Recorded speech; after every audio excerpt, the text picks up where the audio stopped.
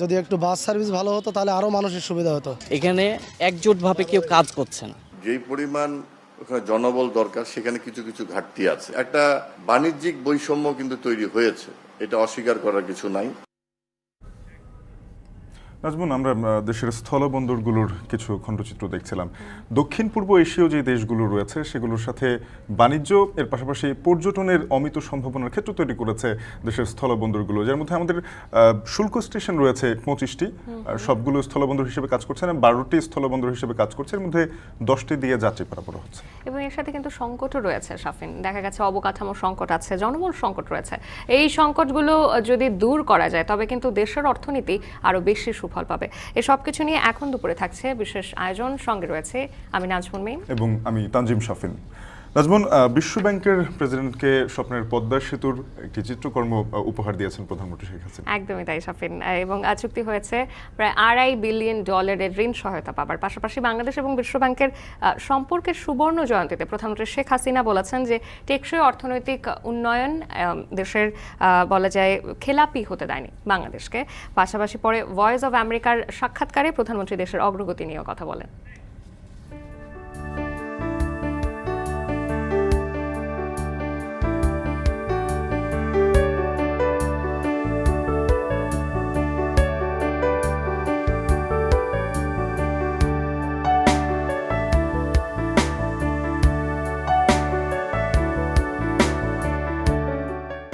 পদ্মা সেতু যখন করতে চাইলাম, বিশ্বব্যাংক কিন্তু নিজে থেকে এসেছিল খুব বড় আকারের, তারপর আবার অভিযোগ করে সরে গেল কারোর প্ররোচনায়। তবে সত্য কথা বলতে কি, আমাদের কিছু করতে হয়নি, তারা এখন নিজেরাই এগিয়ে এসছে, 50 বছর পূর্তিতে আমাকে দাওয়াত দিয়েছে। প্রধানমন্ত্রীর যুক্তরাষ্ট্র সফরের খবর জানাবো, তবে শুরুতে থাকছে স্থলবন্দর নিয়ে বিশেষ আয়োজন। দেশের 25টি স্থল শুল্ক স্টেশনকে স্থলবন্দর ঘোষণা দেওয়া হলেও পূর্ণ কার্যক্রম চালাচ্ছে 12টি। পণ্য আমদানি রপ্তানির পাশাপাশি চলছে ভারত বাংলাদেশগামী পাসপোর্ট যাত্রী পারাপারের ইমিগ্রেশন। দেশের সবচেয়ে বড় স্থলবন্দর বেনাপোলে বেড়েই চলেছে পণ্য হ্যান্ডলিং। এদিকে 8টি স্থলবন্দরের উন্নয়ন কার্য চলমান এবং অবশিষ্ট 4টি স্থলবন্দর উন্নয়নের অপেক্ষায় রয়েছে। বিস্তারিত জানাচ্ছেন আবু নোমান। পণ্য আমদানি রপ্তানি বাণিজ্য এবং ভারতে যাত্রী পারাপারের অন্যতম গুরুত্বপূর্ণ মাধ্যম স্থলবন্দর। ভৌগোলিক অবস্থানের কারণে দক্ষিণ পূর্ব এশিয়ায় বিশেষ গুরুত্ব পাচ্ছে বাংলাদেশ।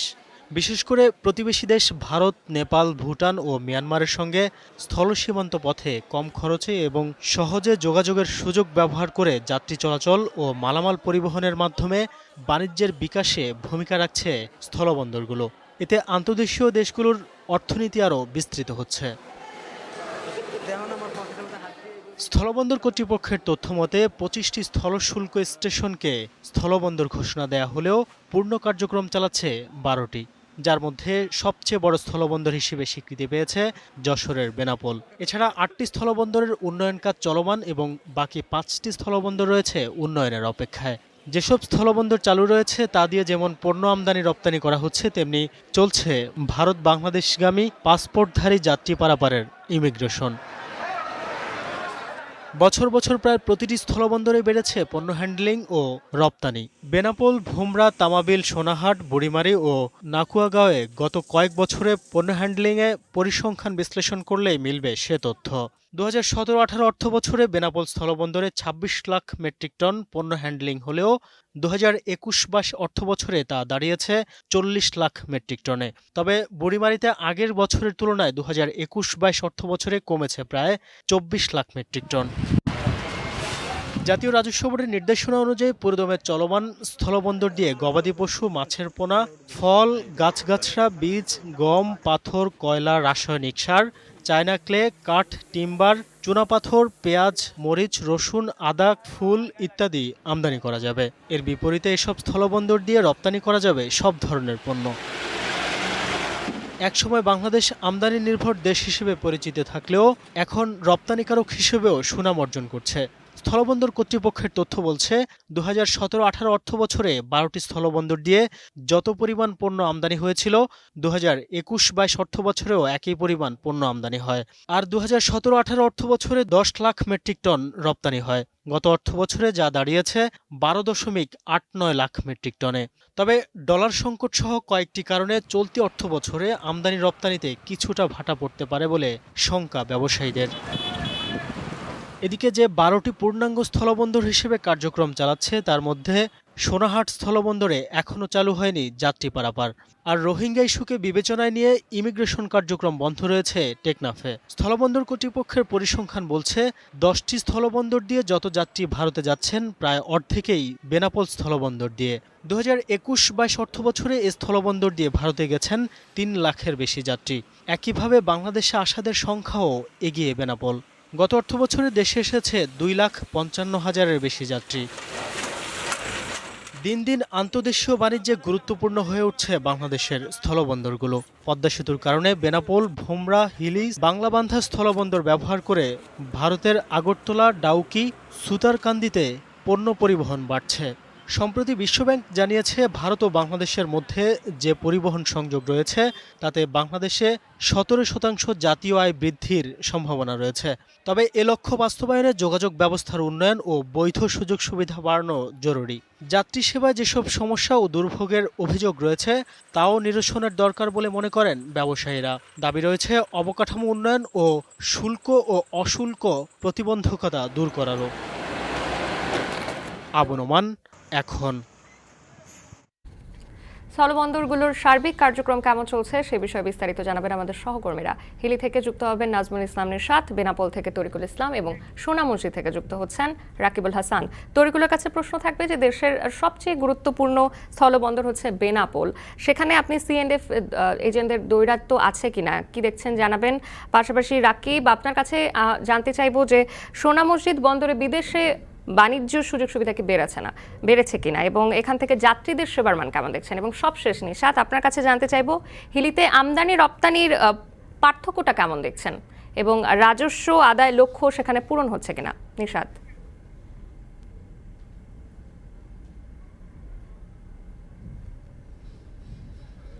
ধন্যবাদ আপনাকে। আপনি যেটা বলছেন আপনার শেষ কথাটা দিয়ে আমি শুরু করি। রপ্তানি বলতে এখানে কিন্তু রপ্তানি বলা যায় একদমই শূন্যের কোটায়, এবং এই রপ্তানি না হবার পিছনে বেশ কিছু কারণ এখানকার স্থানীয় যারা রপ্তানিকারক তারা তুলে ধরেছেন। এবং একই সাথে এখন মূলত হিলি যে স্থলবন্দর এটি একটি আমদানি নির্ভর স্থলবন্দরে পরিণত হয়েছে। এখন ভারত থেকে পাথর, পাশাপাশি বিভিন্ন ধরনের হলো যে মশলা জাতীয় পণ্য এবং একই সাথে বিভিন্ন ধরনের বীজ আমদানি হচ্ছে এই স্থলবন্দর দিয়ে। এবং একটা সময় এই বন্দর দিয়ে প্রচুর পরিমাণে ফল আমদানি হতো, সেটি কিন্তু আপাতত বন্ধ রয়েছে।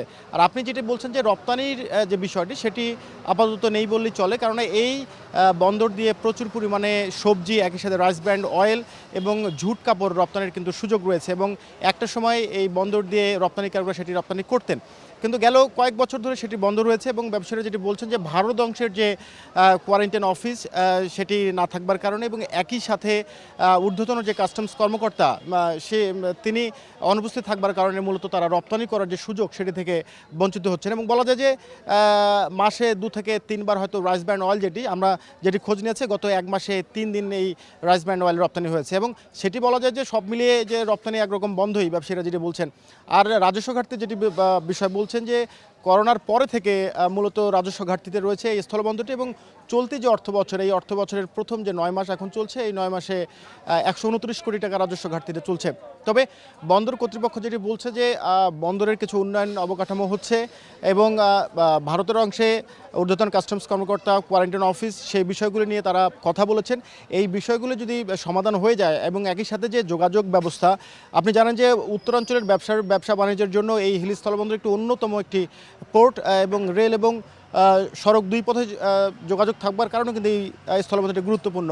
তো সব মিলিয়ে আসলে উন্নয়ন অবকাঠামোগুলো শেষ হলে এখানকার যে বিনিয়োগ বাণিজ্য সব কিছু আরও বেশি গতি পাবে। আমাদের আরেক সহকর্মী রয়েছেন বেনাপোলে, তরিকুল ইসলাম, তার কাছ থেকে সেখানকার সব বিষয়ে জেনে আসবো।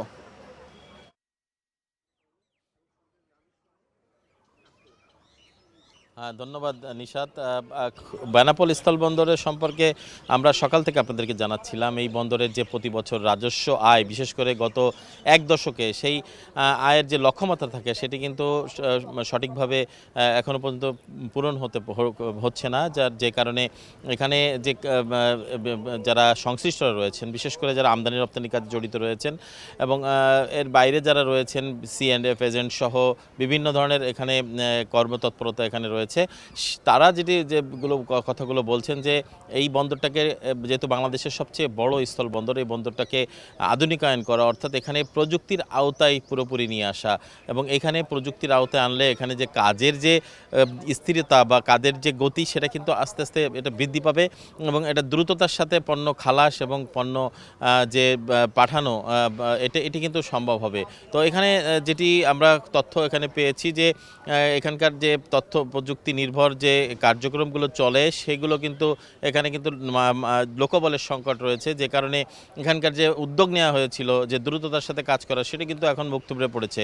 পাশাপাশি এখানে যে পণ্যগুলো ভারত থেকে আসে বাংলাদেশে, এখানে যে স্থান সংকুলন হয় না, যে কারণে এখানে কিন্তু রাস্তাঘাটে বিভিন্ন জায়গায় কিন্তু এই পণ্যবাহী ট্রাকগুলো পড়ে থাকে এবং কয়েকদিন সময় নিয়ে তারপর এখানে পণ্য খালাস হয়। এতে যারা আমদানিকারক বা যারা রপ্তানি করছে তারা কিন্তু আর্থিক ক্ষতির সম্মুখীন হচ্ছে এবং আমরা এখানকার বন্দরের যে পরিচালক ট্রাফিকের কাছে আমরা প্রশ্ন করেছিলাম যে এখানকার অবকাঠামোগত উন্নয়নের যে সার্বিক চিত্র, তিনি আমাদেরকে জানিয়েছেন যে কাজগুলো চলমান আছে, যদিও চলমান প্রকল্পগুলো সম্প্রতি যে ডলার সংকট, যে কারণে আমদানি নির্ভর যে পণ্যগুলো রয়েছে সেগুলোর দাম বৃদ্ধি হয়ে যাওয়ার কারণে তারা কিন্তু এখানে কিন্তু আবার নতুন করে এর বাজেট বাড়ানোর কথা তারা প্রস্তাব করেছেন।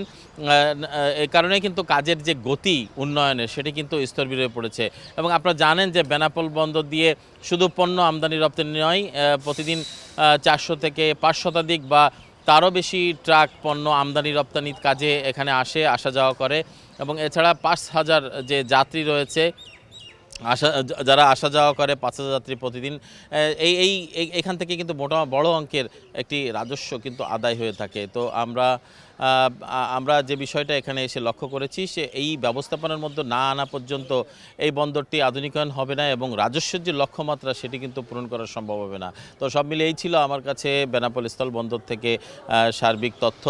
চলে যাচ্ছি সোনা মসজিদ বন্দরে, সেখানে রয়েছে আমাদের সহকর্মী রাকিবুল হাসান, তার কাছে।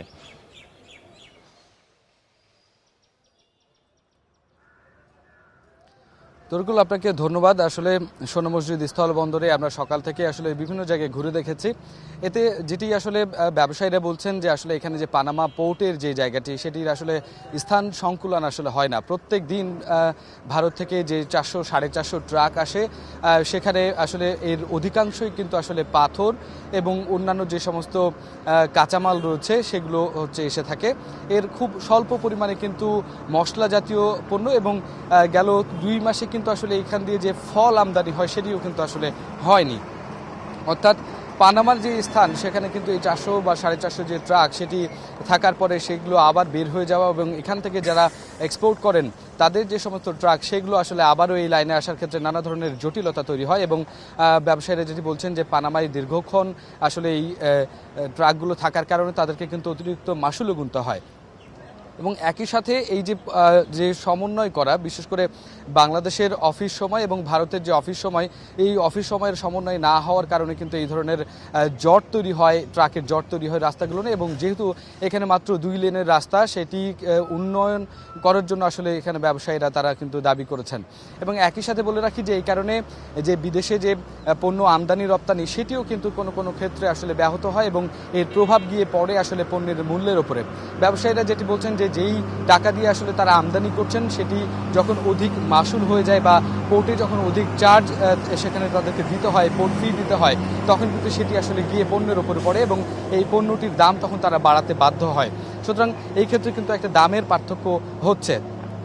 অন্যদিকে এখান থেকে যে ইমিগ্রেশনটি ছিল সেটি কিন্তু করোনাকালীন সময়ে খানিকটা বন্ধ ছিল এবং এই বছরেরই কিন্তু 16ই মার্চ সেটি চালু হয়েছে এবং এটিতে আমরা লক্ষ্য করেছি যে আসলে এই ইমিগ্রেশন পয়েন্টটি কিন্তু আধুনিক করা হয়েছে এবং এখান থেকে কিন্তু সহজেই মানুষ বাইরে যেতে পারছে, অর্থাৎ ভারতে যেতে পারছে, আবার ভারত থেকেও কিন্তু সহজেই দেশে আসতে পারছে। এই ক্ষেত্রে কিন্তু বিভিন্ন সুবিধা হয়েছে এবং যেটি বলা হচ্ছে যে এখান থেকে আসলে যে ট্রাভেল ট্যাক্স সেটিও কিন্তু আসলে ভালোই আয় হচ্ছে এখানে আসলে এই পোর্টের। তবে এই ক্ষেত্রে যেই গেল 10 বছরের হিসেব যদি শুল্ক আদায়ের কথা বলি, যে লক্ষ্যমাত্রা আসলে ছিল এই সোনা মসজিদ স্থলবন্দরে, সেটি কিন্তু আসলে অর্জন হয়নি। শুধুমাত্র এই 10 বছরের মধ্যে 3টি বছরে তাদের যে লক্ষ্যমাত্রা সেটি কিন্তু তারা অধিক আসলে শুল্ক আদায় করতে পেরেছেন, রাজস্ব আদায় করতে পেরেছেন।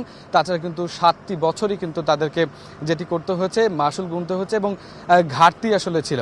তো এই ক্ষেত্রে ব্যবসায়ীদের মোটা দাগে যে দাবিটি সেটি হচ্ছে যে এখানে পোর্টের পরিধি আসলে বাড়াতে হবে, এই রাস্তা আসলে 2 লেন থেকে 4 লেন বা 6 লেনের দাবি রয়েছে এবং একই সাথে যে পণ্যের নিরাপত্তা সেটি যেমন পানামাকে ঠিক করতে হবে, একই সাথে কিন্তু এখানে পানামার মতো আরও বড় স্টেশন, বড় জায়গা তাদের প্রয়োজন হবে বলে তারা আমাদেরকে দাবি করছেন। তুমি এই যে চাঁপাইনবাবগঞ্জ সোনা মসজিদ দ্বিতীয় স্থল বন্দরটি দেশের, সেটি এভাবেই চলছে। এটি ছিল আমার কাছে সর্বশেষ তথ্য।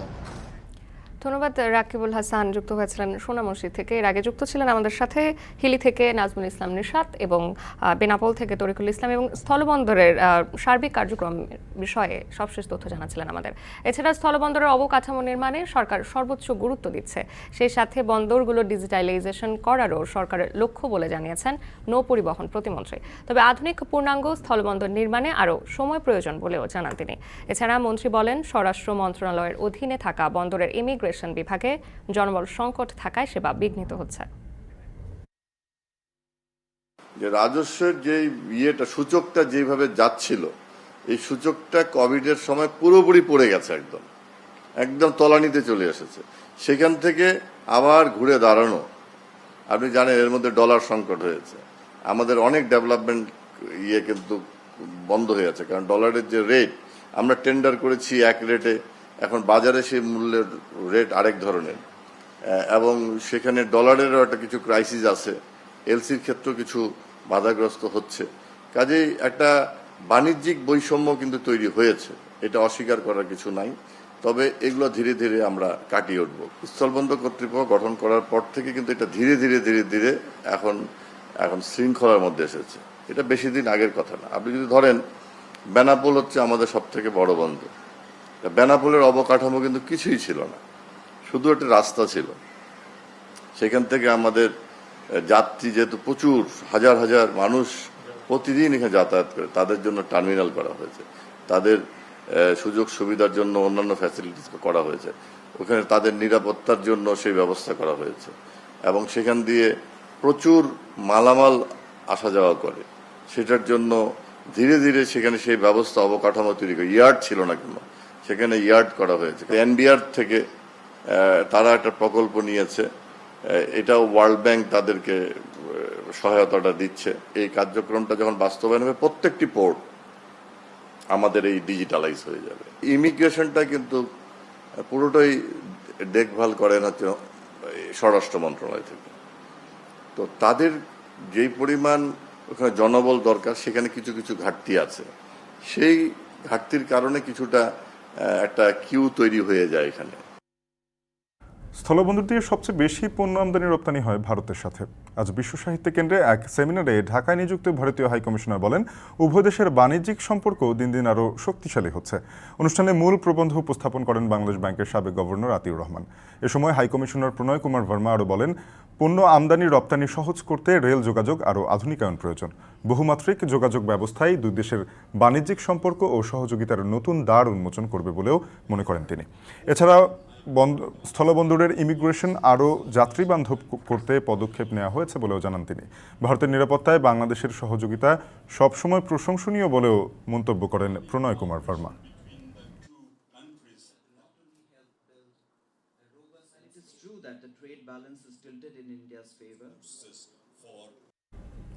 যুক্তরাষ্ট্রের ওয়াশিংটন ডিসি বিশ্বব্যাংক সদর দপ্তরে সংস্থাটির নির্বাহী পরিচালকদের সঙ্গে এক বৈঠকে প্রধানমন্ত্রী শেখ হাসিনা বলেছেন, বাইরের চাপে বিশ্বব্যাংক পদ্মা সেতুতে অর্থায়ন বন্ধ করলেও বাংলাদেশ নিজেদের অর্থনৈতিক সক্ষমতার পরিচয় দিয়েছে। এদিকে পহেলা মে বাংলাদেশ ও বিশ্ব ব্যাংকের মধ্যে $2.25 বিলিয়ন চুক্তি সহায়তার চুক্তি স্বাক্ষরিত হয়েছে। ওয়াশিংটনে বিশ্ব ব্যাংক সদর দপ্তরে প্রধানমন্ত্রী শেখ হাসিনা এবং বিশ্ব ব্যাংক প্রেসিডেন্ট ডেভিড মালপাসের উপস্থিতিতে এই চুক্তি স্বাক্ষরিত হয়। ওয়াশিংটন ডিসি থেকে বিস্তারিত জানাচ্ছেন তোফাজ্জল লিটন। আঞ্চলিক বাণিজ্য ও কানেক্টিভিটি, দুর্যোগ প্রস্তুতি এবং পরিবেশগত ব্যবস্থাপনার উন্নয়নে বাংলাদেশকে $2.25 বিলিয়ন ঋণ সহায়তা দিবে বিশ্ব ব্যাংক। এ লক্ষ্যে 5টি প্রকল্প বাস্তবায়নের চুক্তি সই হয়েছে।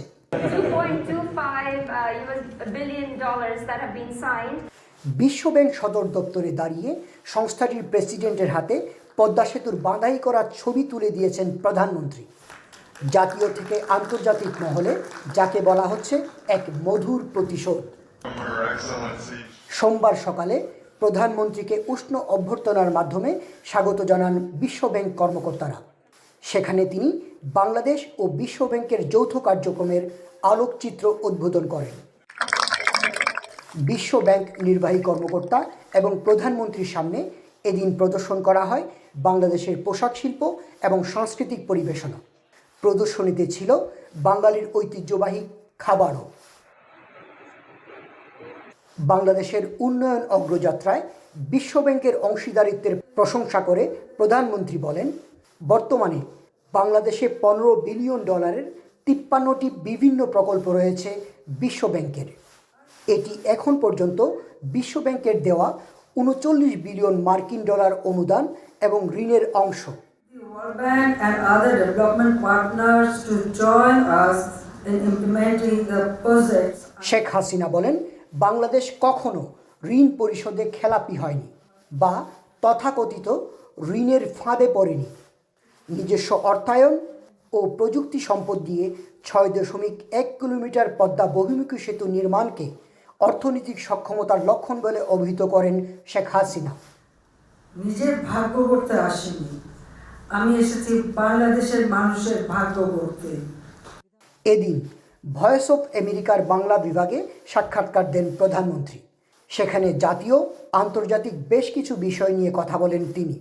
জানান স্মার্ট বাংলাদেশ নিয়ে ভবিষ্যৎ পরিকল্পনার কথা। স্কুলে স্কুলে কম্পিউটার ল্যাব করে দিচ্ছি, ইনকিউবেশন সেন্টার করে দিচ্ছি। আমরা এমনকি ন্যানো টেকনোলজির একটা আইনও আমরা ইতিমধ্যে ক্যাবিনেটে পাশ করে দিয়েছি। আর্টিফিশিয়াল ইন্টেলিজেন্স কাজে লাগানোর জন্য বিভিন্ন পদক্ষেপ নিচ্ছি। সবথেকে বড় কথা হচ্ছে ট্রেনিং করা। সারা বাংলাদেশে আমরা হাইটেক পার্ক করে দিচ্ছি। তো এটার ফলে আমরা সবাইকে আরও আহ্বান করছি সবাই যেন এটা ব্যবহার করা শেখে। সাক্ষাৎকারে উঠে আসে রোহিঙ্গা ইস্যু। সেখানে বিশ্ব ব্যাংকের তরফ থেকে মানবিক সহায়তা অব্যাহত থাকবে বলে আশা করেন প্রধানমন্ত্রী শেখ হাসিনা। তারা যত তাড়াতাড়ি তাদের নিজ দেশে ফেরত যাবে, তারা তাদের মতো ভালোভাবে বাঁচবে, এটাই তো বড় কথা।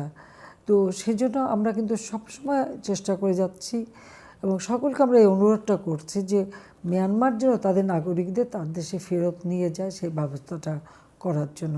প্রধানমন্ত্রীর দিনের কর্মসূচি শেষে সাংবাদিকদের সাথে কথা বলেন পররাষ্ট্রমন্ত্রী ডক্টর একে আব্দুল মোমেন। এ সময় তিনি কোন কোন খাতে ঋণ সহায়তা ব্যয় হবে তার বর্ণনা দেন। পদ্মা সেতু কেন্দ্রিক বৈরিতা কাটিয়ে বড় আকারের ঋণ সহায়তা নিয়ে যাচ্ছেন প্রধানমন্ত্রী। তাই এই সংক্ষিপ্ত সফরকে সফল বলে অভিহিত করেছেন প্রত্যেকে। তোফাজ্জল লিটন, এখন ওয়াশিংটন ডিসি, যুক্তরাষ্ট্র। বাংলাদেশ থেকে বিলাসবহুল ক্রুজ শিপে বিশ্ব ভ্রমণ। রোমাঞ্চকর এই জার্নির জন্য অত্যাধুনিক জাহাজ চালু করতে যাচ্ছে চট্টগ্রাম বন্দর।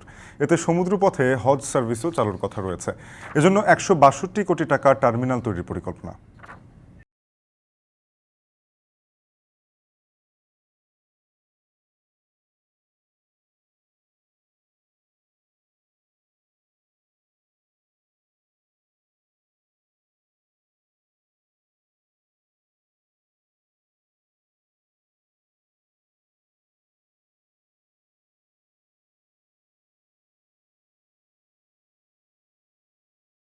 এ নিয়ে এখন দুপুরের পরের অংশে থাকছে প্রতিবেদন।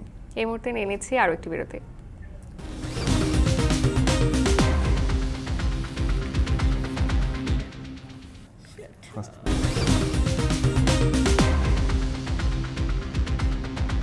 বিরতির পর ফিরে এলাম। দেখছেন এখন দুপুর। তীব্র যানজটে স্থবির রাজধানীর গুলিস্তান ও মতিঝিল এলাকা। দুর্ভোগে পড়েছেন সরকারি বেসরকারি অফিস, ব্যাংক, বিমার কর্মী ও গ্রাহকরা। এ নিয়ে আরও জানাতে গুলিস্তান থেকে যুক্ত হচ্ছেন সহকর্মী সিউল আহমেদ। সিউল, আজকে এসএসসি পরীক্ষা শেষের পর কি যানজট আরও বেড়েছে কিনা, পরিস্থিতি এখন কেমন দেখছেন?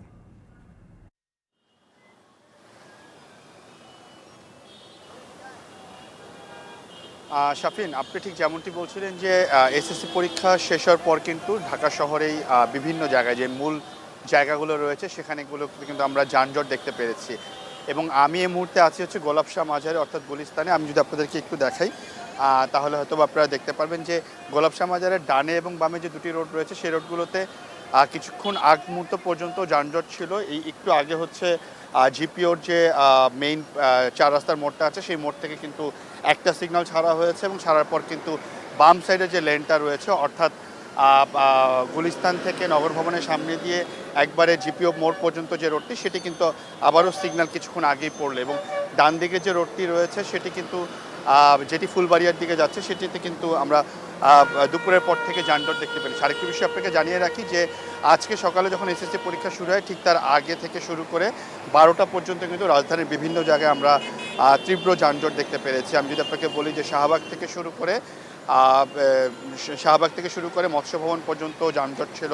এরপর হচ্ছে গুলিস্তানের জিপিওর যে মেইন বাইতুল মোকাররমে আছে সেখান থেকে শুরু করে টিকাটলি মোড় পর্যন্ত কিন্তু পুরোপুরি আমরা যানজট দেখতে পেরেছি। এবং এছাড়াও কিন্তু শাহবাগ থেকে শুরু করে আপনার বাম দিকে বসুন্ধরা সিটির সামনে পর্যন্ত যান ছিল। অর্থাৎ ঢাকা শহরে যে জায়গাগুলোতে এসএসসি পরীক্ষার্থীদের বিভিন্ন স্কুল রয়েছে যেখানে তাদের সিট পড়েছে অর্থাৎ পরীক্ষা কেন্দ্রগুলো রয়েছে সেগুলোতে কিন্তু আমরা যানজট দেখতে পাচ্ছি। এবং যানজটের সাথে একটি বিষয় প্রবলভাবে দেখা দিয়েছে সেটি হচ্ছে যে একই সাথে কিন্তু আপনি নিশ্চয়ই জানেন যে আজকে কিন্তু অনেক গরম পড়েছে, যার কারণে কিন্তু এখানে যারা রাস্তায় যারা যানবাহন চালাচ্ছেন অর্থাৎ যাদের গাড়িতে এসি আছে তারা তো কিছুটা স্বস্তিতে রয়েছে, কিন্তু যাদের আসলে একদমই এসি নেই, রিক্সা, সিএনজি কিংবা যে গণপরিবহনগুলো রয়েছে তাদের যেই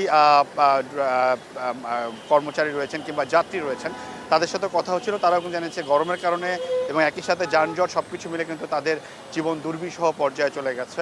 এই ছিল আসলে যানজট নিয়ে রাজধানীর সর্বশেষ তথ্য। আমার কাছে ফিরে যাচ্ছি স্টুডিওতে, শাফিন আপনার কাছে। সহকর্মী সিউল আহমেদ যুক্ত হয়েছিলেন গুলিস্তান থেকে, জানাচ্ছিলেন রাজধানীতে সৃষ্ট তীব্র যানজটের সবশেষ পরিস্থিতি।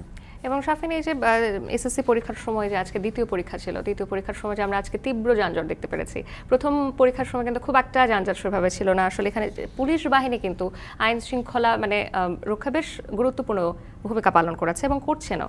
এবং পাশাপাশি দেখা গেছে এই পুলিশ বাহিনী প্রসঙ্গ যেহেতু চলেই আসলো, মানবিক বিভিন্ন দায়িত্ব পালনও করেছে পুলিশ। যেমন নিউ মার্কেটে খুব সম্প্রতি যেটি আগুন ছিল সেখানে দেখা গেছে জীবনের ঝুঁকি নিয়ে আগুনের সময় তারা যারা ওখানে দোকানিরা ছিল তাদের মালামাল বের করেছেন, অনেক গুরুত্বপূর্ণ ভূমিকা সেখানে রেখেছেন। আমরা দেখেছি সেই পুলিশ বাহিনীর সদস্যরা যেই ভিজে পড়ে যখন ফায়ার সার্ভিস পানি দিচ্ছে সেই পানিতে ভিজে যাচ্ছেন, একই সাথে আগুনের ঝুঁকিও রয়েছে। সবকিছুর মধ্যে দিয়ে যখন মানুষের মালামালগুলো নিয়ে আসছে সেগুলোর ছবি কিছু যেগুলো সামাজিক যোগাযোগ মাধ্যমে ছড়িয়ে পড়ে এবং সেখানে কিন্তু মিলিয়ন শেয়ার হয়েছে, ভিউ হয়েছে, অনেক মানুষ কমেন্ট করেছে। সবাই যেটি বলছে যে পুলিশ শুধুমাত্র আইন শৃঙ্খলা রক্ষার জন্য না, মানবিক দায়িত্বগুলো তারা পালন করে থাকেন। আজকে তাদেরকে সংবর্ধনা দেওয়া হয়েছে। ডিএমপি কমিশনার তিনি বলেছেন যে এই ধরনের কাজ বহির্বিশ্বে পুলিশের ভাবমূর্তি উজ্জ্বল করছে।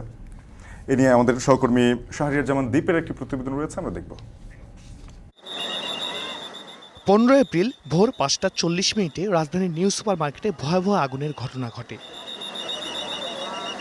আগুন লাগার পরপরই অন্যান্য বাহিনীর সাথে আইনশৃঙ্খলা বাহিনীর পাশাপাশি জীবনের ঝুঁকি নিয়ে জ্বলতে থাকা ভবনের ভিতর থেকে ব্যবসায়ীদের মালামাল সরানোর কাজে যুক্ত হয় পুলিশের সদস্যরা। সামাজিক যোগাযোগ মাধ্যমে সেসব ছবি ছড়িয়ে পড়লে দেশব্যাপী শুরু হয় প্রশংসার ঝড়। পুলিশের মানবিক কর্মকাণ্ডকে স্বাগত জানিয়ে অনেকেই সামাজিক যোগাযোগ মাধ্যমে স্ট্যাটাসও দেন। মঙ্গলবার রাজারবাগে নিউ মার্কেটে উদ্ধার অভিযানে অংশ নেওয়া পুলিশ সদস্যদের জন্য আয়োজন করা হয় সংবর্ধনার।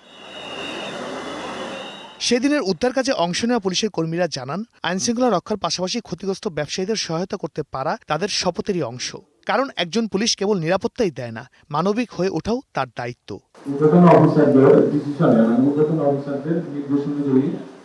আমরা আমাদের অস্ত্রগুলো সহকর্মীদের কাছে হেফাজতে রেখে আমাদের দ্বারা যতটুকু সম্ভব আমরা ব্যবসায়ীদের উপকার করার চেষ্টা করছি। ব্যবসায়ীরা বলছেন পুলিশের সহায়তা না পেলে যতটুকু মালামাল রক্ষা করা গেছে সেটাও রক্ষা করা যেত না। তবে একটি বিষয় আমাদের আজকে বলতেই হবে, বাংলাদেশ পুলিশ জেগে থাকে বলেই বাংলাদেশের মানুষ ঘুমাতে পারে। যদি পুলিশ জেগে না থাকতো আমরা ঘুমাতে পারতাম। এই যে আমাদের সঙ্গে পুলিশটা যে সহযোগিতা করেছে এবং শেষ 5 দিন আর সারা বাংলাদেশে কোনো মার্কেটে আগুনের ঘটনা ঘটে নাই। 1971 সাল থেকে পুলিশ জনগণের জন্য কাজ করে যাচ্ছে, সে ধারা এখনো অব্যাহত আছে, ভবিষ্যতেও থাকবে উল্লেখ করে ডিএমপি কমিশনার বলেন, নিউ মার্কেটের ঘটনায় বিশ্বব্যাপী পুলিশের ভাবমূর্তি উজ্জ্বল হয়েছে। আমার এই সদস্যরা নিউ মার্কেটে যেদিন আগুন লাগে তারা এই যে এক হাতে মুখে বাঁশি দিয়ে রাস্তা ক্লিয়ার করা, আরেকদিকে ঘাড়ে বিশাল একটা কাপড়ে বস্তা নিয়ে নিচে নেমে আসা, এই যে ছবি সারা বাংলাদেশে ভাইরাল হইল, এইটা আমার বাংলাদেশ পুলিশকে, আমার ডিএমপি পুলিশের উচ্চতা অনেক উপরে নিয়ে গেছে। একই সঙ্গে পুলিশের কোনো সদস্য বা কর্মকর্তার অন্যায় অনিয়মের জন্য বাহিনীর সুনাম যাতে ক্ষুণ্ণ না হয় সে ব্যাপারেও সতর্ক করেছেন পুলিশ কমিশনার। শাহরিয়ার জামান দ্বীপ, এখন, ঢাকা। এখন দুপুরে বিরতি নিচ্ছে, ফিরছে একটু পরেই।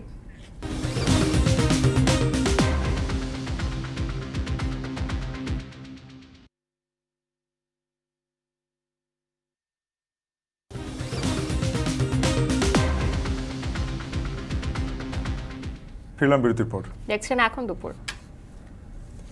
বাংলাদেশ থেকে বিলাসবহুল ক্রুজ শিপে ঘুরে আসছেন বিশ্বের বিভিন্ন দেশ, কিংবা জাহাজে করেই পাড়ি জমাচ্ছেন মধ্যপ্রাচ্য সহ অন্যান্য দেশে। এমন যাত্রীবাহী জাহাজ চালুর পরিকল্পনা চট্টগ্রাম বন্দরেরও, যা বাণিজ্যিকভাবে লাভজনক হবে। বন্দর কর্তৃপক্ষ বলছে, সমুদ্র পথে সৌদি আরবে হজ সার্ভিস চালু হবে, এতে অনেক কম টাকায় যেতে পারবেন হজ যাত্রীরা। এজন্য কর্ণফুলীর মোহনায় 162 কোটি টাকায় টার্মিনাল তৈরির পরিকল্পনাও রয়েছে। আর জানাচ্ছেন হাজিরা শিউলি। সমুদ্রের নীল জলরাশি ছুঁয়ে ক্রুজশিপে ভ্রমণ, এমন রোমাঞ্চের যেন তুলনা নেই। সঙ্গে আরামায়েশের ব্যবস্থা থাকলে তো কথাই নেই। সারা বিশ্বেই জনপ্রিয় এমন বিলাসবহুল ক্রুজ ভ্রমণ। তবে বঙ্গোপসাগর ঘিরে বাংলাদেশের অপার সম্ভাবনা থাকলেও সমুদ্রপথে আন্তর্জাতিক রুটে কোনো পর্যটন জাহাজ চালু হয়নি এখনো।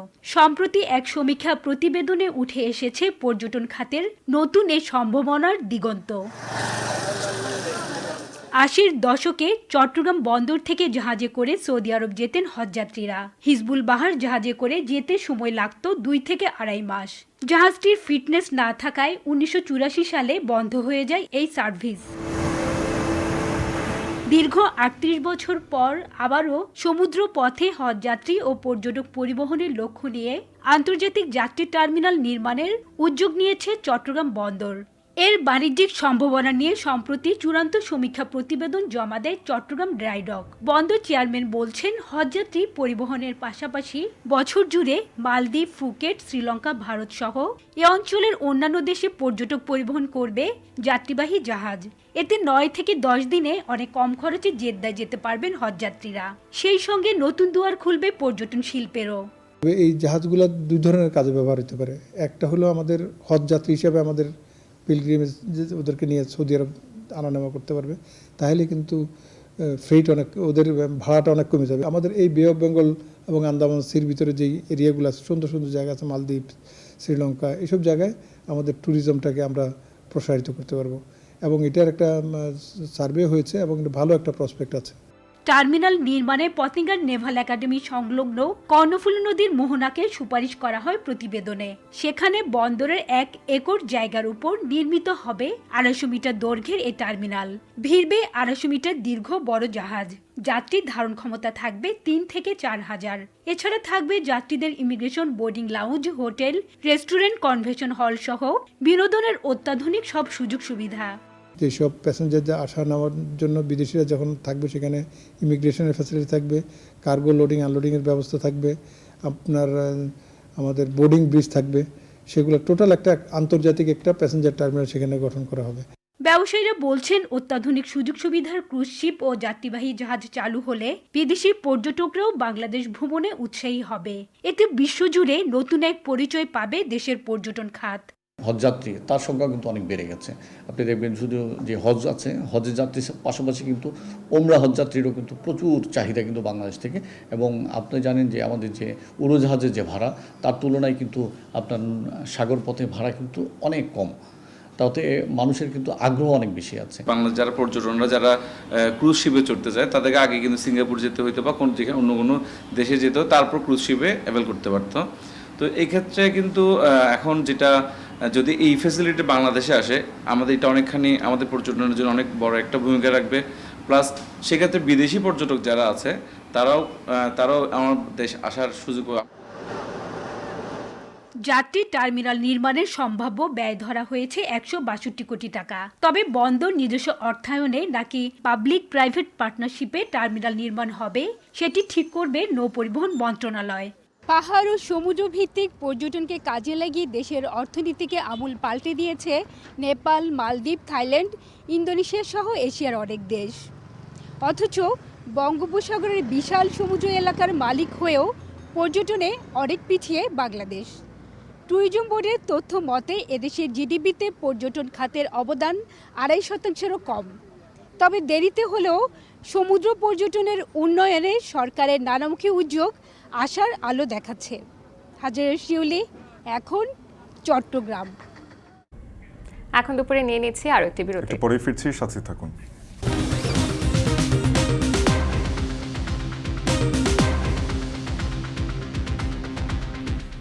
বিরতির পর আবারও ফিরে এলাম। দেখছেন এখন দুপুর। এবারে আন্তর্জাতিক প্রসঙ্গ। এশিয়া ও প্রশান্ত মহাসাগরীয় অঞ্চলে প্রবৃদ্ধির পূর্বাভাস বাড়িয়েছে আন্তর্জাতিক মুদ্রা তহবিল।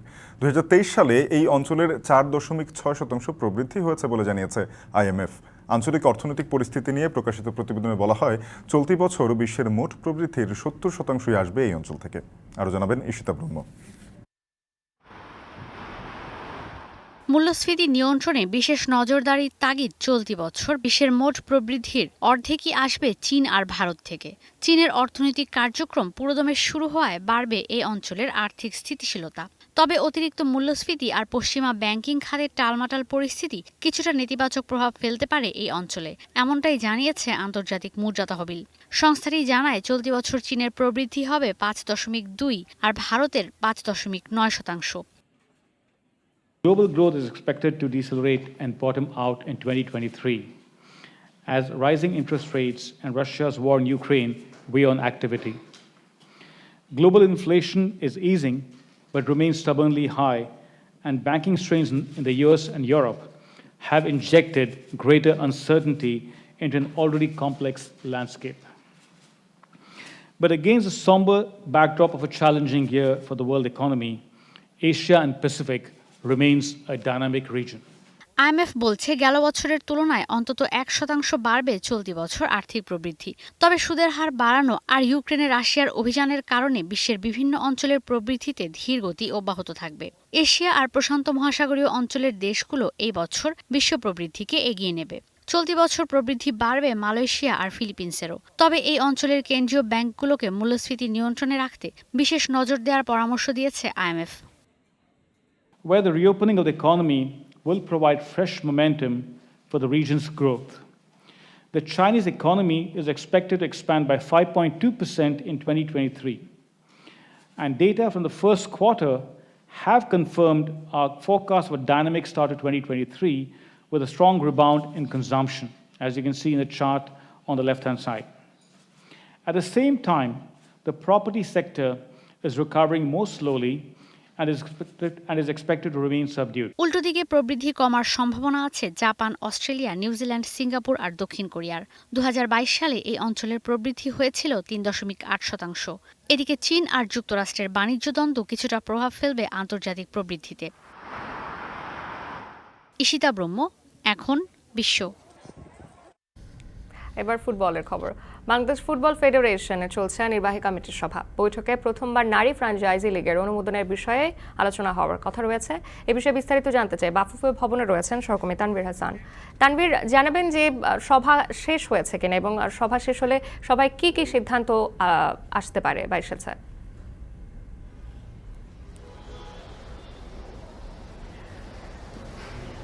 আপনি বলছিলেন যে আসলে এক্সিকিউটিভ কমিটির মিটিং রয়েছে, তো সেই মিটিংটা এখন পর্যন্ত চলমান রয়েছে। আমরা যতটুকু জানতে পেরেছি এই বর্তমান সময়ে আসলে বেশ কিছু আলোচনার বিষয় রয়েছে। তার মধ্যে আমরা যদি বলতে থাকি তাহলে বলবো কিছুদিন আগে বাংলাদেশ ফুটবল ফেডারেশনের সাধারণ সম্পাদক আবু নাঈম সোহাগের যেই দুর্নীতির একটা প্রশ্ন তুলে ফিফা থেকে তাকে 2 বছরের জন্য নিষিদ্ধ ঘোষণা করা হয়েছে। তারপরেই কিন্তু নতুন করে আরেকজনকে তুষার ইমরান ওনাকে দায়িত্ব দেওয়া হয় ভারপ্রাপ্ত সাধারণ সম্পাদকের।